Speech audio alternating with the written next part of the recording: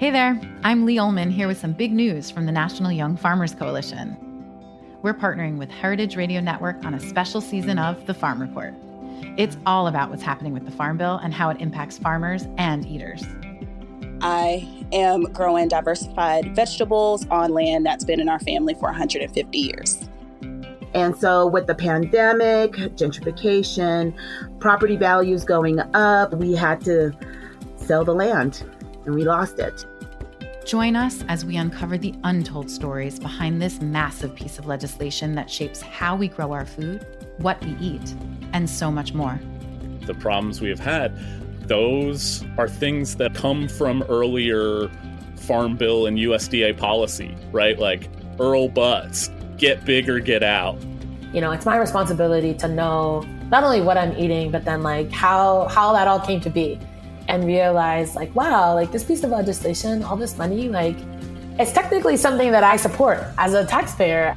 While Congress debates the next Farm Bill, this is not just an invitation to listen. It's a call to action. Be part of the conversation. Subscribe to the Farm Report on Heritage Radio Network, wherever you listen to podcasts. Today's program is brought to you by the Museum of Food and Drink, sparking curiosity about food with exhibits you can eat. For more information, visit mofad.org. You're listening to Heritage Radio Network. We're a member-supported food radio network broadcasting over 35 weekly shows live from Bushwick, Brooklyn. Join our hosts as they lead you through the world of craft brewing, behind the scenes of the restaurant industry, inside the battle over school food, and beyond. Find us at heritageradionetwork.org. We talk about food, we talk about music, with musical dudes, finger on the pulse, snacky tunes.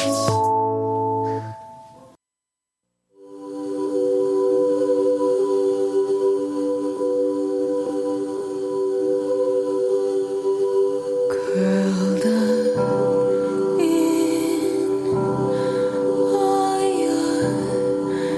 once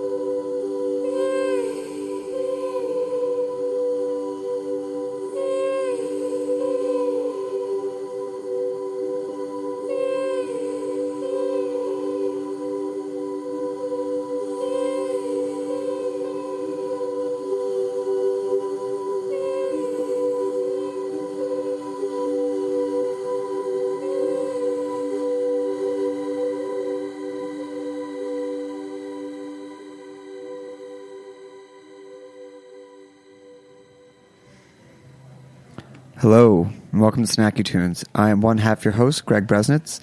That was just Gabi, who will be on live later in the episode with the fine people of Northside Festival to talk about the upcoming festival, her show, and all the events, music, and activities you can check out in early June.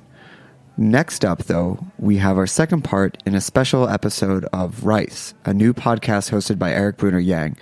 We did the first podcast from Erik a couple months ago, so you can go back and hear it in the archives. Erik is best known as the chef-owner of Pt.2 in Washington, D.C. Rice will be regularly broadcast on Full Service Radio in spring 2017. Full Service Radio will be a brand new podcast network broadcasting from Washington, D.C., run by Heritage Radio Network's Jack Inslee. Until then, enjoy the special preview from them on Snacky Tunes, and we'll be back later in the show with more music. Hi, this is Lori Parkerson from Redeem, and you're listening to Full Service Radio.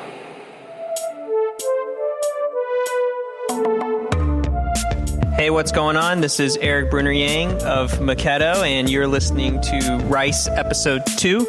Today we're going to talk to Enrico Dungca of the Amerasian Photography Project. You know, we're going to tie all things Filipino today. Ultimately, with Rice, this show, what we're trying to do is show the impact of these immigrant stories and how it shapes America. Thanks for doing this, Enrico. What's up? Thank you for having me here, Erik. So just to kind of kick off, one of the reasons why I thought this conversation today would be an amazing conversation to have is not only for you, Enrico, to introduce a little bit of your story and your project. And right now in the background, you're going to hear construction. And we're sitting in the middle of the basement of what in a couple months will be Enrico's first art show, photo show here in Washington, D.C., and so I think even though stuff's in the background, it's appropriate because we're actually physically going to be in this space when you launch your photo project here in DC. People will see what we're talking about. They hear it right now, and they're going to see it later.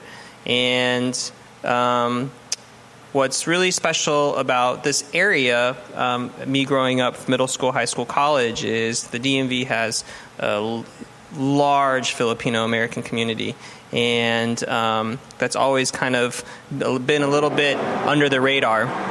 And now all of a sudden, one of the most popular restaurants in the United States is a Filipino restaurant called Bad Saint. And then there is also a very popular kind of mom-and-pop Filipino restaurant called Purple Patch here in Washington, D.C. And now you're just seeing all of these Filipino pop-ups, dinner clubs, supper clubs, through the East Coast. And it's just interesting to see this cuisine become really popular, but people don't know what it took to get that food to the table. And I'm not saying like the pork belly or the rice or the herbs. I'm talking about the story of immigration and what it took for what everyone had to go through as a collective group, essentially, to make something like Bad Saint happen or to make something like Purple Patch happen. So that's kind of the direction I want to connect that through your project about, your vision and what you're doing and how that's kind of translated now into the food world. Perfect. I think perfect conversation because the province where I came from is considered the culinary capital of the Philippines. It's Pampanga. It's located in central Luzon where everything's flat and plain. So we have rich agriculture, we have rich fisheries, poultry, and all kinds of meats. We have acquired this kind of sophisticated taste where we know what, I'm going to speak from my tongue, I know what, and I can actually taste it now in the back of my throat, good food is, The Philippines, as I mentioned, has been colonized from the Spaniards, and we have the neighboring countries, China, and other Southeast Asian countries. So we have kind of adopted that. As you know, in Spanish cuisine, there's a lot of tomatoes, a lot of garlic and onions, and we still use that.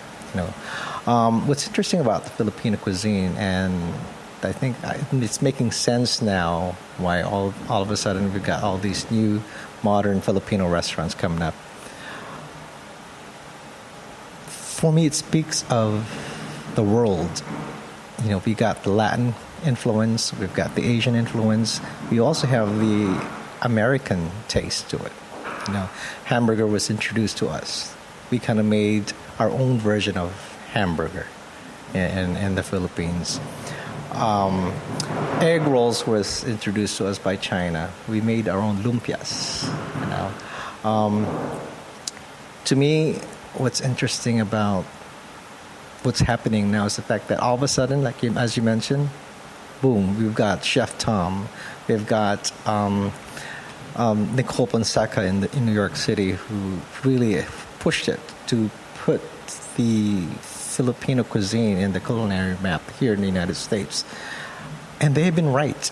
They've been saying, we have to put this. If the Chinese food is known in every corner of New York City, and Thai food, everyone orders a pad Thai when they walk into a Thai restaurant. We want to share that the Filipino food. We want to welcome them and say, yes, this is what our food is.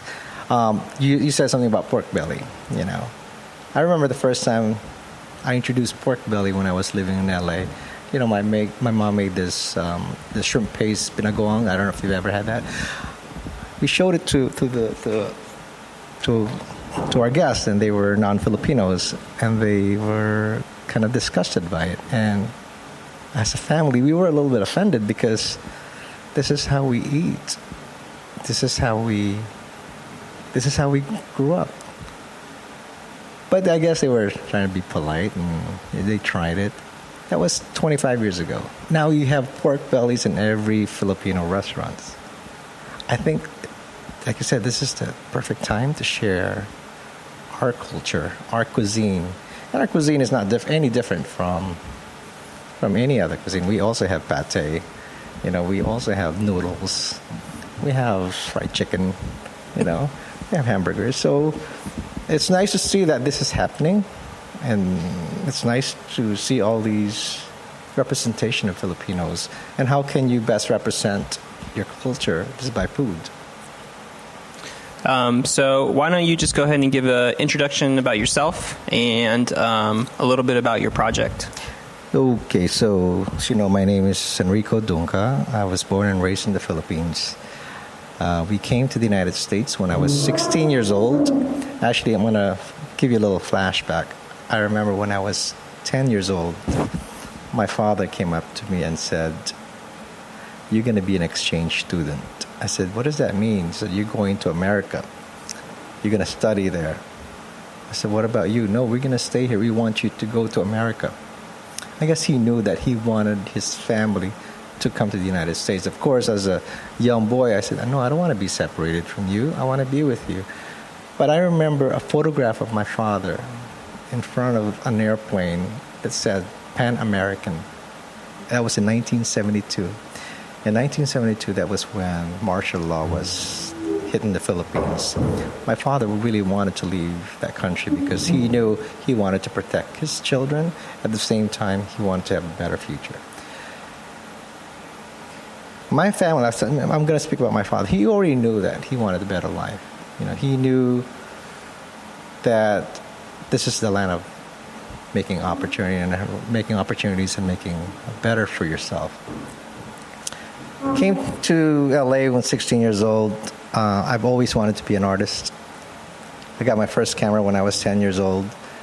My dad wanted me to join the Air Force, and I said, "I don't want to." I said, "What do you want? Do you want to be an artist?" He said, "No, you're not going to make any money being an artist." I said, "All right." So with his suggestion and my passion to create images, I studied to become an X-ray technologist. But after X-ray school, I continued taking classes. I took art and photography courses. That a couple of years later, I got a scholarship to attend Art Center College of Design in Pasadena. It was in that school where I started my photo career. I developed my skills, my so-called style. So while I was in the X-ray school, in the photo school, I started shooting for magazines and doing fashion stuff, celebrities. Kept working as a commercial photographer. It was fun, you know. Who would not say, "No, I don't want to go to Paris to photograph"? No, I'll do it, you know. So when my dad died in 2005, my world kind of dropped. And I was like, what happened? You know, Dad was just right there. I cannot even pick up a camera. I could not even create an image. You know, in commercial photography, pretty much, where you work together with these creatives and you come up with a picture. At that moment, none of my pictures did not have any soul. none of these images that I see, even though I see my name on a magazine, I felt like I wasn't being true. So I guess at that point you can say I was depressed, visually depressed. So when my dad died, I told him, "You were a great man. You helped so many people in the world. You helped my cousins finish nursing school. You helped auntie and uncles to build a house. I want to be like you. I want to help." At that time, I was already in my mid-30s, thinking, what can I do to help? You know that saying, go back to where you came from? I did. I went back to the Philippines just to reminisce, like start fresh again, just smell what it was like being a child and just kind of be carefree. So I discovered these community of children living in my neighborhood who were fathered by Filipino mothers and American fathers. These are called the Amerasians. And I'm not strange, they're not strangers to me. Growing up in the Philippines, we had those children in my school, in my class, and I witnessed how they grew up. Many of these children were bullied because they looked different. Many were called names. Names such as $50, souvenir, bye-bye daddy, and left by the ship. These are hurtful names. And I witnessed a friend, Jonas. He was from 4th grade up to, I don't even think he finished high school. He was going to school, not going to school, and he was called the guy as the souvenir.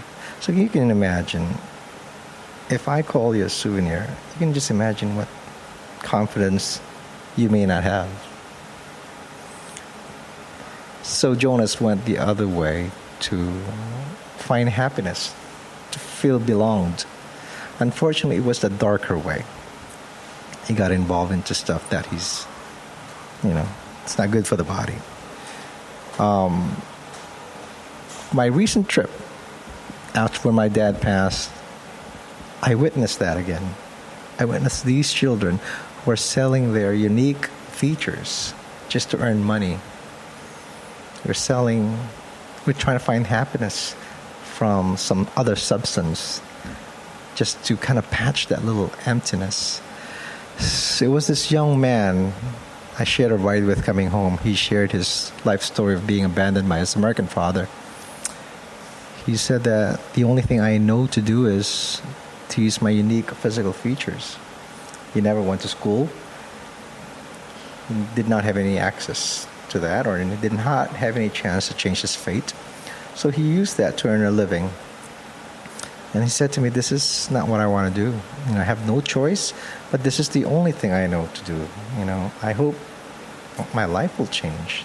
So then I came back to New York City with this unsettled feeling, thinking, wow, I knew about this issue, but here I am, it's presented to me. At that moment, it hit me. I felt an obligation to make a difference in this young man's life, and apparently there are thousands more of these children left behind in the Philippines who are in this similar situation.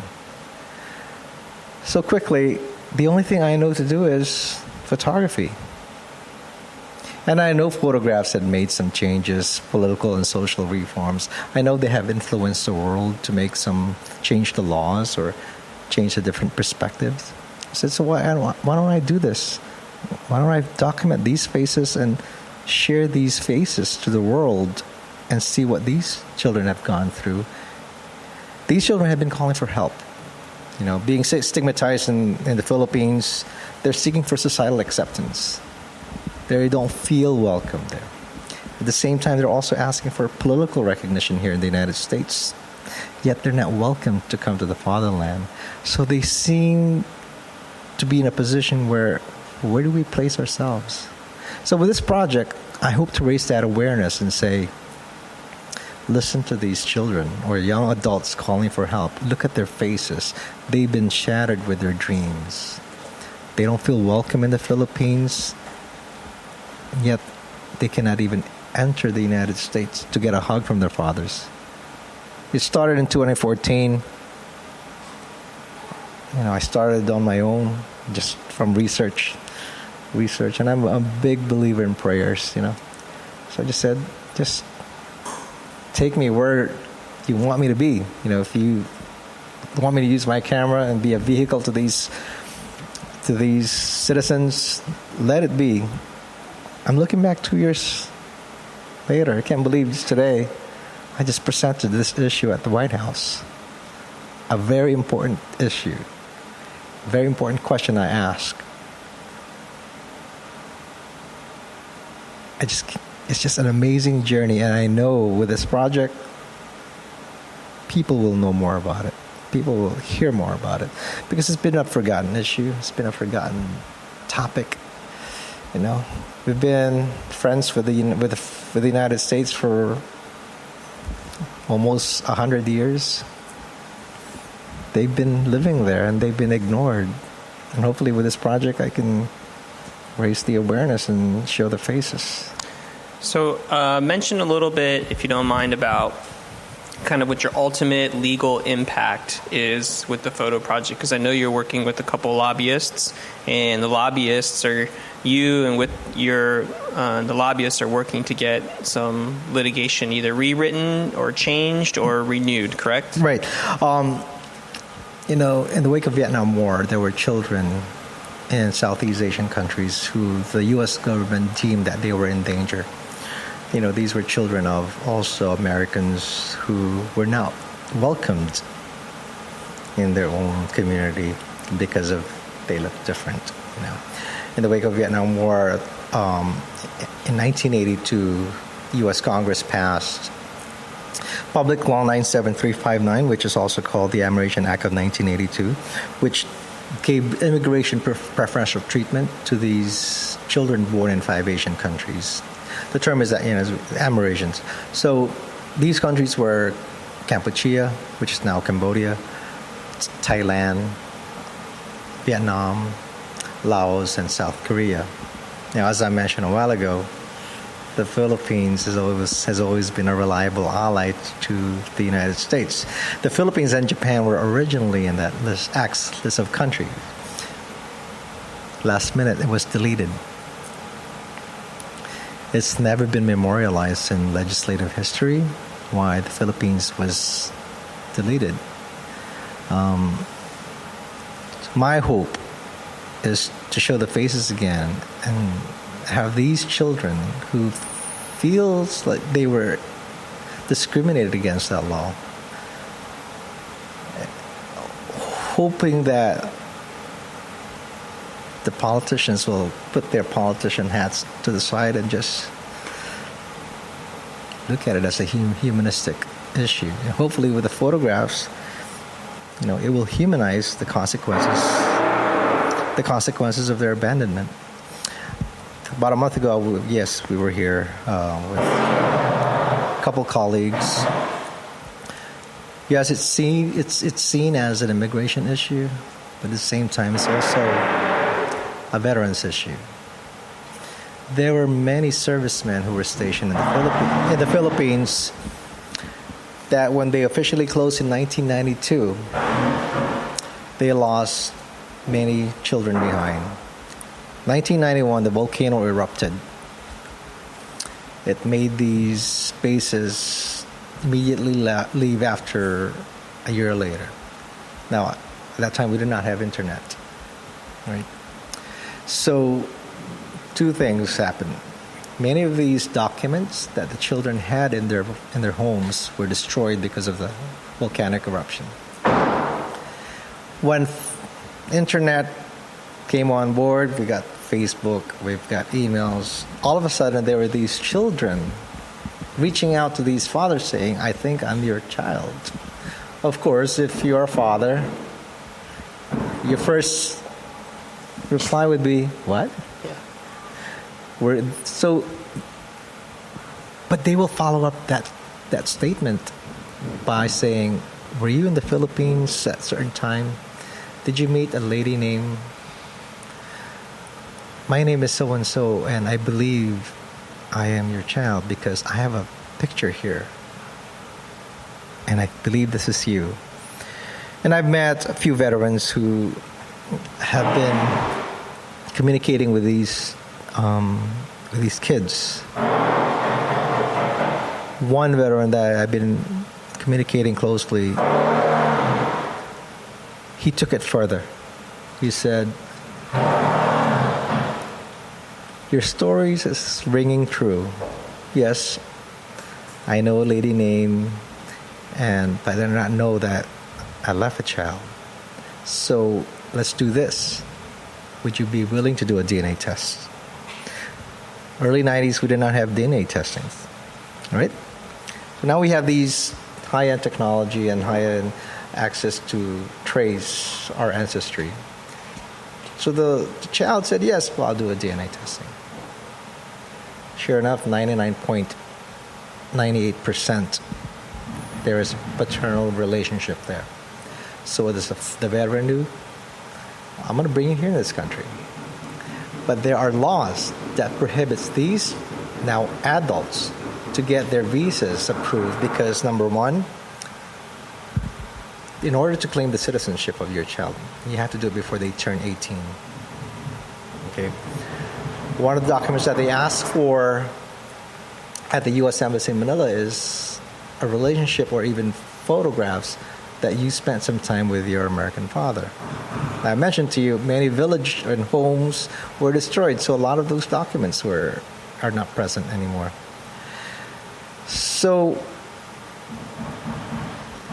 the veteran hired his high-powered attorney in Wisconsin.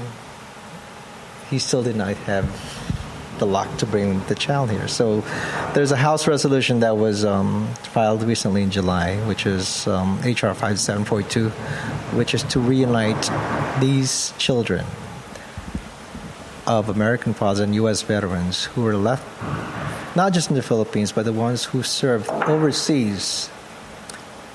Hopefully with this bill, hopefully we'll get more sponsorship or co-sponsors that we can put more families together.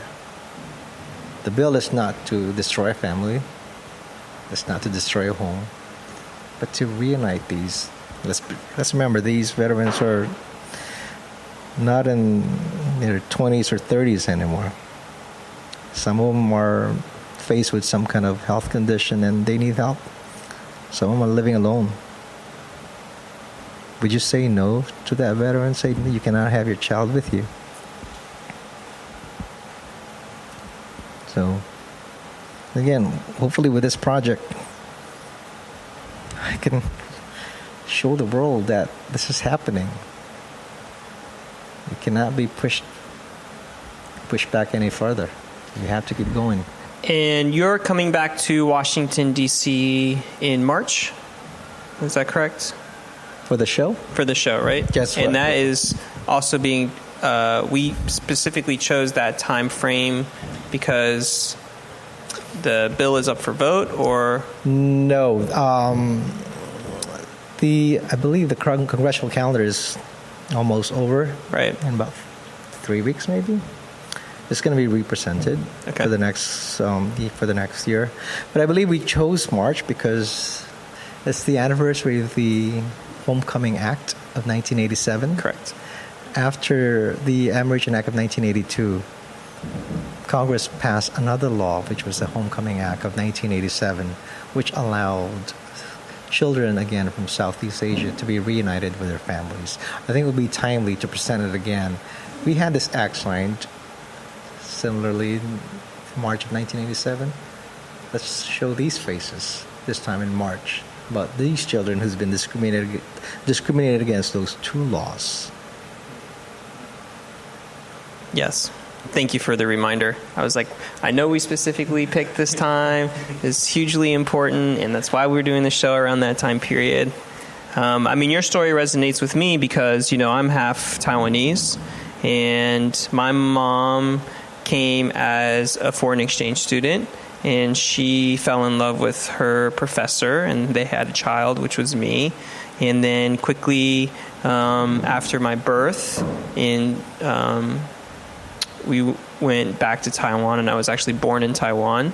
My father left, and so we ended up coming back to the United States as immigrants, living in Long Beach, California, just me and my mom. And that's where we went. That's where we moved. Yeah, everyone goes to Long Beach. And my whole life, when my mom remarried, she ended up remarrying someone in the Navy, and we moved around a couple different military bases overseas in Japan. And I grew up being called half dollar and souvenir. And sorry, I didn't mean to. No, it's that. Sorry, but that's the half Asian experience around the world, I think, especially with the kind of the American kind of colonization military brat. My military father wasn't even my birth father, but no one knows that, because I'm living on this American base, and that's how people grew up. But I'm really excited about the project. I think this is your project. I think that tying kind of this realm of Filipino history to the popularity of Filipino food here in Washington, D.C., I think it's nice that we talk about food being a gateway. I think that food will be a gateway to this photo show being very popular here, because I think that people's minds have kind of are opening up to the Philippines. And as you saw, your presentation today was with the group called Next Day Better. Yes, that was and yesterday. Just amazing young Filipino Americans whose goal is to get people to share what we can do to make the next day better. Just simple as that. And they're young, and they're strong, and they're vocal, and they're DC, and they're DC and nationally based now, and it's special. Right. I spoke with two Next Day Better monthly series. One was in Baltimore, and one was just yesterday here in DC. You're right, they're powerful young individuals, very vocal about certain issues. And then the name of the organization says it all. They want everything or everyone to have a next day better. You ask ourselves every day, how do you make the next day better? Yeah, one thing I talk about a lot in terms of what my culinary perspective is that my culinary perspective is that the food I cook is American food. And I'll tie it into Filipino food because a quintessential part of my American experience is lumpia, right? I grew up eating lumpia because my piano teacher's wife was Filipino, and every after class, every time after class, she would always make me lumpia. And to me, that's not a Filipino thing. To me, I mean, it is, but that's part of my American experience. And I think that people like Next Day Better and Your Story and Bad Saint and Purple Patch, this kind of conversation, these are American conversations, right? And to remember that, for us to not forget that this story that you're telling is not just a Filipino story, but it's a part of what should be a part of an American dialogue. And so I hope that that's what we'll continue to push out. Thank you for listening to Rice, and it's been great chatting with you, Enrico. Thank you very much, Eric. Thank you very much.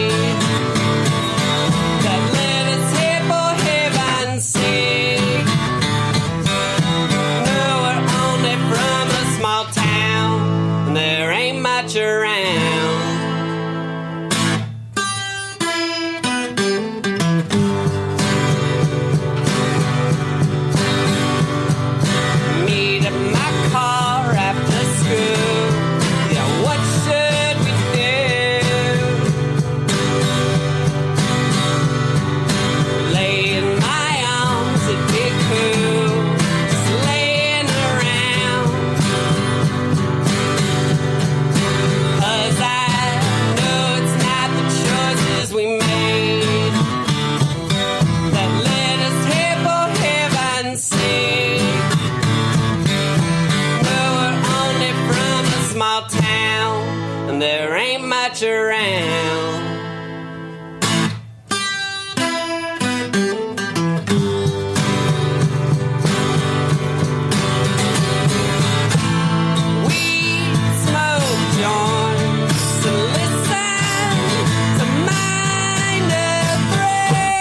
And everything seemed alright.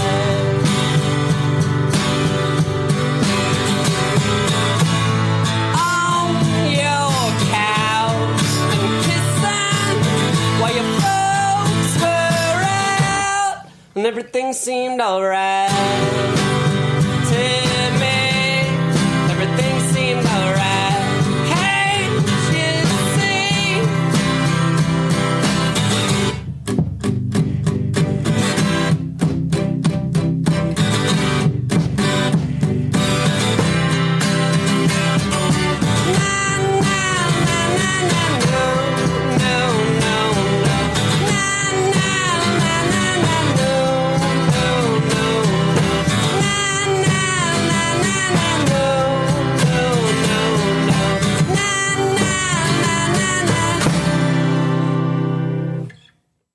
Hi, I'm Dave Arnold, the host of Cooking Issues on the Heritage Radio Network. We all know and love Chinese takeout dishes like General Tso's chicken and egg rolls, but here's the thing. Even though we call it Chinese food, it's not like the food you'd find in China. What's the story behind this cuisine, and how did it become so popular that you can find a Chinese-American restaurant in nearly every town in the country? The answers may surprise you. Visit the Museum of Food and Drink in Brooklyn and see our newest exhibition, Chow, Making the Chinese-American Restaurant. Chow engages visitors with compelling accounts of how Chinese immigrants overcame racism and created Chinese-American cuisine. Discover the science behind the flavors of your favorite takeout dishes, feast on rotating tastings developed by the country's most talented Chinese-American chefs, and try your hand at writing your own fortune, which will be baked into actual cookies by a 1,500-pound fortune cooking machine. What better way to learn, connect, and eat? You can visit Chow at the Museum of Food and Drink on Fridays through Sundays from noon to 6. Tickets and more information can be found at mofad.org. Welcome back. That was just Fletcher C. Johnson, one of our favorite artists to come on the show. Jeff and Gabi, welcome. Welcome. Hi. Hi. Welcome us. Yeah. Jeff is from the incredible Northside Festival, and Gabi, who you heard open the show, will be performing there. Let's start with Northside. Ninth year. Million bands. 100,000 people. Where did Northside get its start, and how has it grown over the last 9 years? Well, it started in 2009 as sort of an outgrowth of the Elle magazine, which you may remember for a long time. I love the brothers. old Brooklyn, Williamsburg heads remember the Elle magazine. Mm-hmm. But it started just as there were so many venues just around a locus in Williamsburg and Greenpoint that taking advantage of them all to like take them over, throw like the opportunity to have a huge like festival within this small footprint was the idea. And since then, as you know, the venue landscape has changed drastically. Mm-hmm. So we are still here, but where here is in terms of like the clubs that we're in, and the places where Northside throws shows has changed a lot. Now we started just doing club shows. Now we have, for the last few years, our marquee events have been in McCarran Park, which is, last year we had Brian Wilson's play Pet Sounds. Which was incredible, which was just phenomenal right. to see it. Before that, Solange played there a few years back. We've had like Churches Guided by Voices. Chance the Rapper. Chance the Rapper played Europa, which doesn't exist anymore. Good Room Now, but that's actually really funny. It was, it's crazy to think about because he seems like impossibly young right now, but like he played the Northside Festival in 2013. So when he was like 20. He was 20, yeah. He was 20. And it was in Europa, which used to be primarily like a Polish disco and like music venue, which is now turned into the Good Room, where we'll have shows this year. But we've been here for vast changes in Brooklyn, and I like to think that we're keeping up with them. And you've also grown programming outside of just music. I know primarily it started there, but now you have innovation. Well, let's start there. Right. The innovation programming, which is some of the best minds in the world coming and speaking on a number of panels. Absolutely. This year we're launching something new. We're launching what's called Northside Report, which is like a journalism symposium that has, we're bringing in people like Ben Smith from BuzzFeed. We're partnering with BuzzFeed and The Intercept. So we have speakers like Ben Smith from BuzzFeed, Glenn Greenwald, Mayor Bill de Blasio will be around. Yeah, so we're, obviously this is a really crazy time for media too and journalism. So there'll be a lot of panels and talks about, how to even report about modern times. Are these going to be, 400 level type panels? It's not like it's not like journalism 101. It's going to get right to the heart of the matter. It's really honing into like Trump and journalism in the Trump age, and just the name of the the main panel there is "You Are Fake News." That's sort of digging into how to get out, and how to report, like how to talk about things, like how to get what is fake news, what isn't. That programming will start on June the 7th, and then music comes in June the 8th and overlaps with those 4 days. I mean, it's just, we're chocked full of like an insane amount of events in that little window of time. And why do you feel a music festival is a good fertile ground for something like The Intercept and doing this type of programming? And how does that fit into the overall mission of Northside? Well, I think that, you can't, it just, people who are active in the arts community in Brooklyn, like, have a lot of interests. People who, in the arts and in the cultures, who would be out here seeing shows every night and making art every night are really concerned about these issues.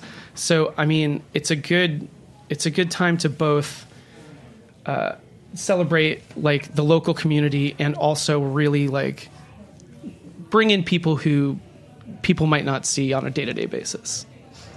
Well, it's not just about talking. It's also about music, which is why Gabi is here today. Before we get into your projects, can we hear a song first just to kind of set the tone? Sure. What are you going to play for us first? All right, so the first song I'm going to play is called Where. It's a short song off my last album, Sympathy, which came out on Software Records.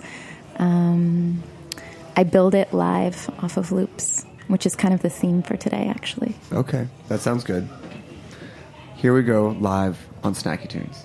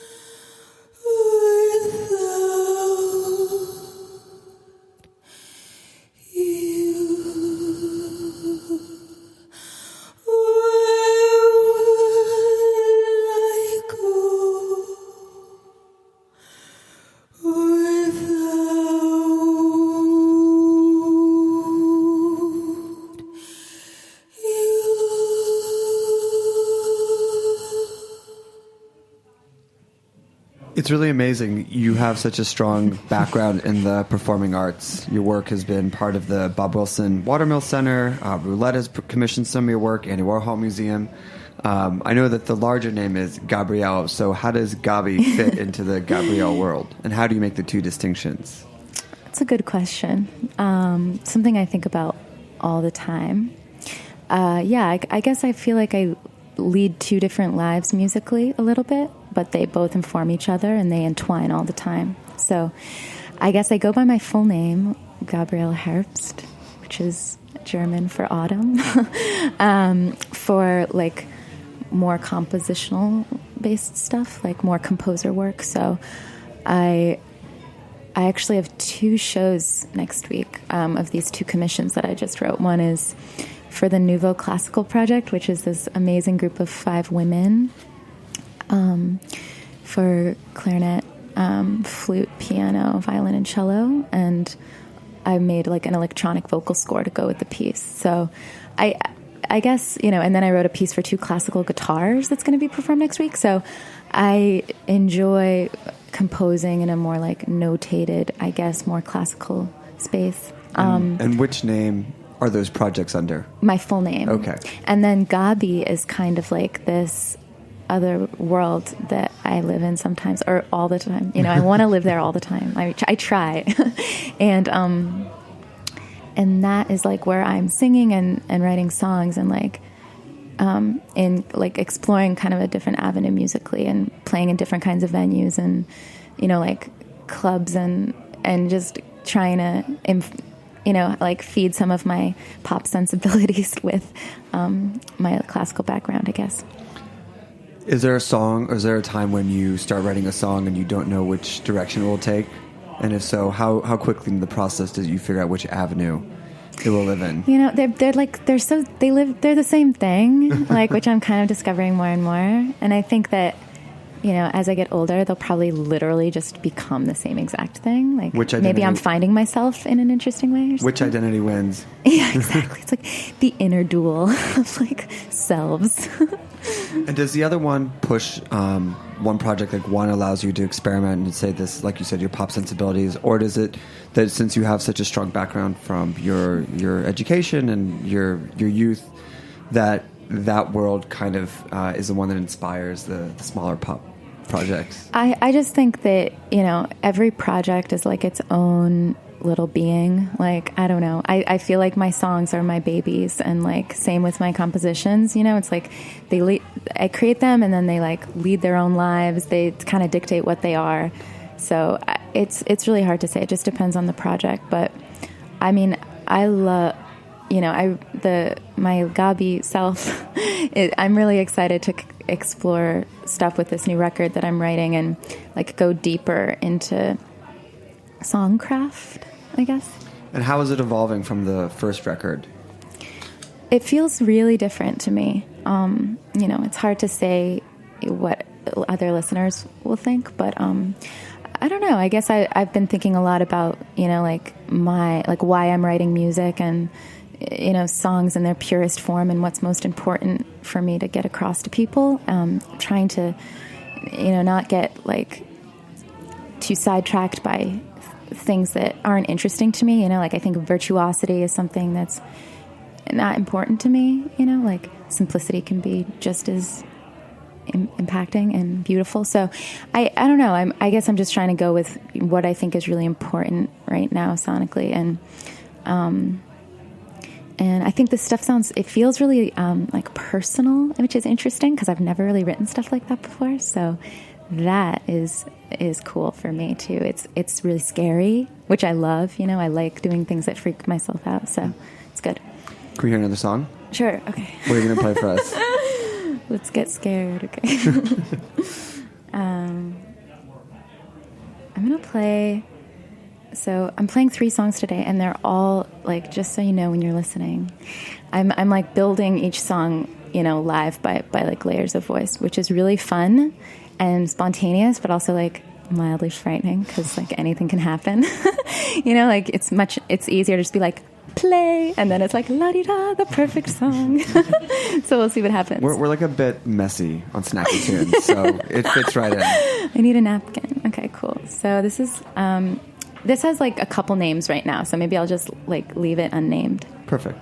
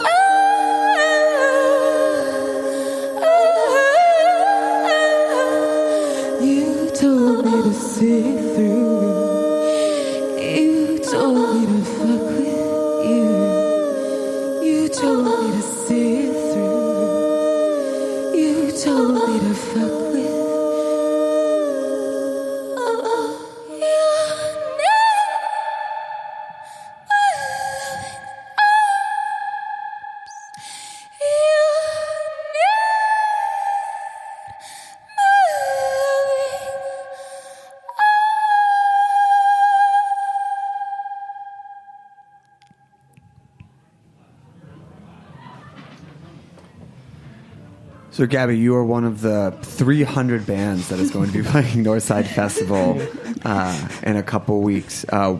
Jeff, what can you tell us about the show? Gabi, we'll be playing with... there's a church right off of McGorlick Park in Greenpoint that's been throwing amazing art shows. Is that the same one that used to do the sober dance parties? I don't know. The programming there... Probably. Yeah, you would... I mean, you can buy drinks at the show, I bet. Okay. But... I think that was more the programming, less the church. But it's on Friday, June 9th, and Gabi will be playing along with Kristen Control. And it's an amazing setup with, like, people sit in the pews. There are huge, like, AV installations. It's a beautiful place for a show. I love that space so much. I've never played there, so I'm really super excited. I also love Kristen Control. She's amazing. Yes, I mean, it's a great twofer. Have you gotten a chance to get into the church and map things out or plan things, or is just recreated in your mind from previous shows you've been at? I mean, yeah, I've been in there a fair amount, just exploring. So I don't know. I definitely want to take full advantage of the space. I've already been thinking about that a lot, like how can I move around a lot. I actually have a really cool band joining me. I have a harpist, Mary Lou Donovan, and a bass clarinet player, Mara Mayer, and they're like the shit. So I definitely want to, I don't know, I want to like make the show as exciting as possible and as like interactive. Will they let you get on the organ? I don't know. We can ask. That'd be really cool. Yeah. Just like one song. And so who are some of the other bands that are playing this year?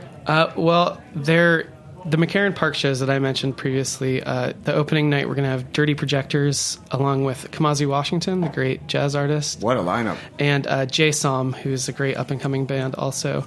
That's on Thursday the 8th. We have Miguel, the great R&B singer, will be there on Saturday. And we're closing up on Sunday with a huge like punk and emo show with Thursday, Pup coming in from Toronto, Jeff Rosenstock, Tony Molina, and the Hotelier. Pup is one of the all-time favorite Snacky Tunes bands. We love them so much. That show's free, by the way. It's just folks get in with their badge, or they can RSVP. But it'll be a whole. There'll be a lot of feelings and a lot of fists pumped.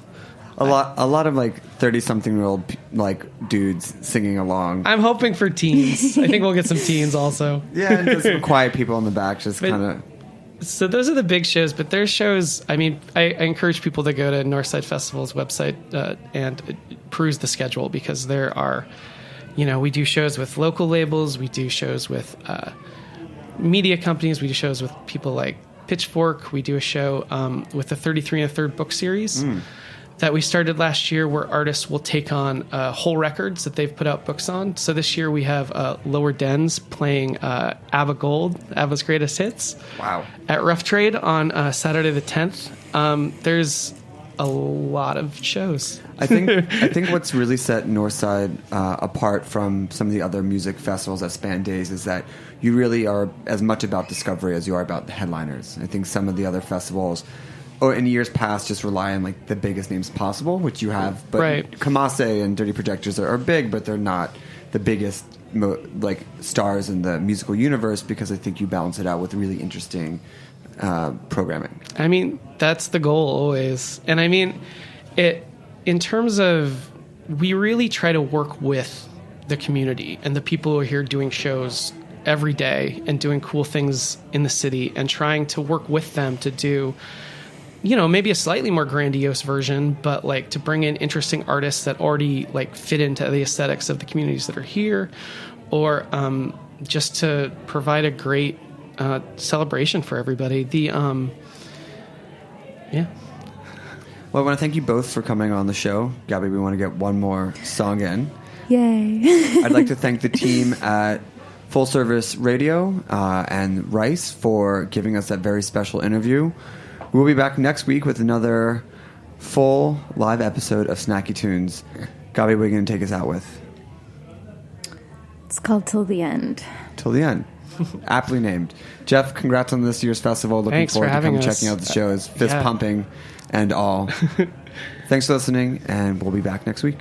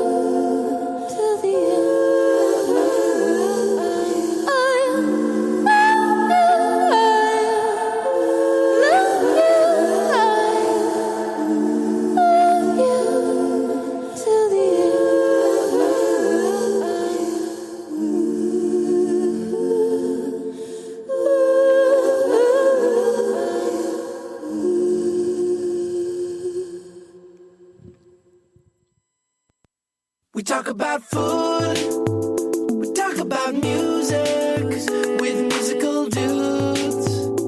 Finger on the pulse, snacky tunes. Thanks for listening to Heritage Radio Network, food radio supported by you. For our freshest content and to hear about exclusive events, subscribe to our newsletter. Enter your email at the bottom of our website, heritageradionetwork.org. Connect with us on Facebook, Instagram, and Twitter at heritage_radio. Heritage Radio Network is a nonprofit organization driving conversations to make the world a better, fairer, more delicious place. And we couldn't do it without support from listeners like you. Want to be a part of the food world's most innovative community? Rate the shows you like, tell your friends, and please join our community by becoming a member. Just click on the beating heart at the top right of our homepage. Thanks for listening.